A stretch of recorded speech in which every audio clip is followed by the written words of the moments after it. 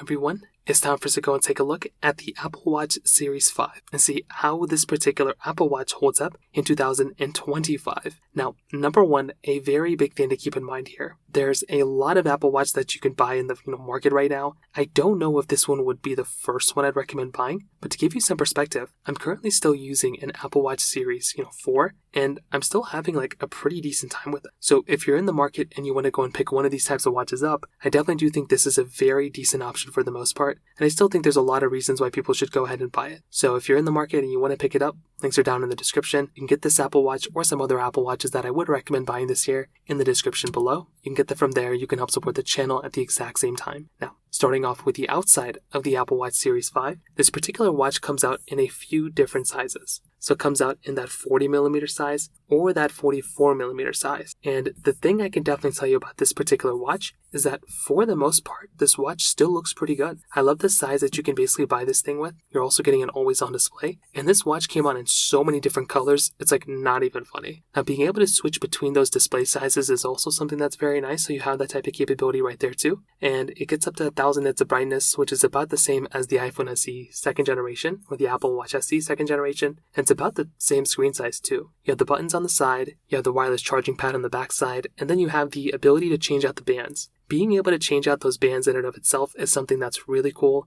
I really love having that type of capability when it comes down to it. And that is another really cool thing that basically comes down to this particular watch being a pretty good watch when it comes down to it from that particular side. On top of that, this watch is also still going through and maintaining a pretty good build quality. It still feels like a pretty expensive watch. It still looks like a pretty good watch. And I think that's a really nice thing going on for this type of device when it comes down to it from that particular perspective. Now, on top of that, another very big thing to keep in mind here is that this watch is still kind of supported with watchOS updates. So that is something that is pretty nice. If you're looking for a watch to at least give you some sort of capability there, this does kind of help you out there. It's not giving you the coolest, most insane features nowadays, but it's still giving you quite a bit of features when it comes down to it, which is something that's really... And if you have an iPhone, which you probably should if you're watching this, it is a really good companion to an iPhone. It does such a good job at basically most things, most everyday things you throw at it. These types of watches still do a really good job with that kind of stuff, and I think that is a really important thing to keep in mind, because you're still going to be able to go through and pick up a watch like this,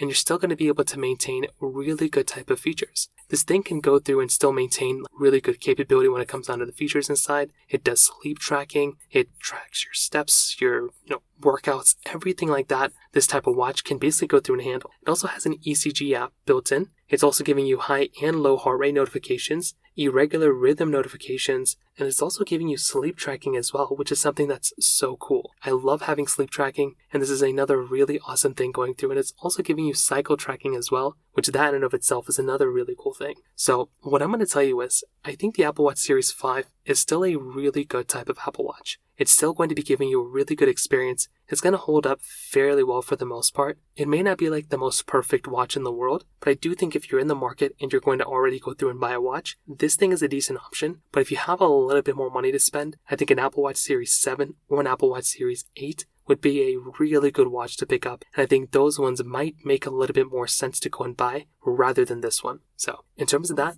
kind of covers it up here. If you have any other thoughts or questions, please let me know in the comment section below. Hit the like button, that would mean so much, but definitely hit that subscribe button. More importantly than everything else, I love every single one of you guys. Hopefully I'll catch you guys in the next video. Peace out till then.